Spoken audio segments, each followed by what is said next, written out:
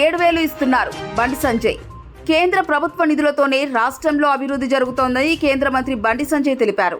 అభివృద్ధి కావాలో అరాచకం కావాలో జూబ్లీహిల్స్ ప్రజలు తేల్చుకోవాలన్నారు. ప్రజలను ప్రలోభ పెట్టేందుకే కాంగ్రెస్ 5,000, బీఆర్ఎస్ 7,000 ఇస్తున్నాయని ఆయన ఆరోపించారు. జూబ్లీహిల్స్ పోలింగ్ పై ఈసీ కీలక నిర్ణయం. జూబ్లీహిల్స్ ఉప ఎన్నిక పోలింగ్ వేళ ఎన్నికల సంఘం కీలక నిర్ణయం తీసుకుంది. పోలింగ్ శాతాన్ని పెంచే ఉద్దేశంతోనే 11న ఉదయం 7 గంటల నుంచి సాయంత్రం 5 గంటల వరకు ఉన్న పోలింగ్ సమయాన్ని మరో గంట పాటు పొడిగించారు. దీంతో సాయంత్రం 6 గంటలకల్లా పోలింగ్ స్టేషన్ ఆవరణలోకి వచ్చిన ప్రతి ఒక్క ఓటరుకు ఓటును వినియోగించుకోనున్నారు. సైబర్ నేరాలపై సిపి సజ్జనార్ కీలక వ్యాఖ్యలు.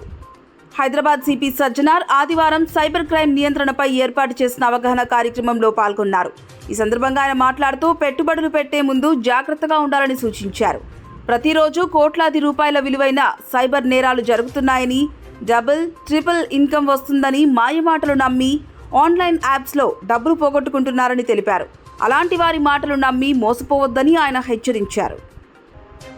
ముగిసిన జూబ్లీహిల్స్ ఉప ఎన్నికల ప్రచార గడువు. జూబ్లీహిల్స్ ఉప ఎన్నిక ప్రచార పర్వం ముగిసింది. ఇన్ని రోజులుగా ఉపన్యాసాలతో హోరెత్తించిన నాయకుల గొంతులు సైలెంట్ అయ్యాయి.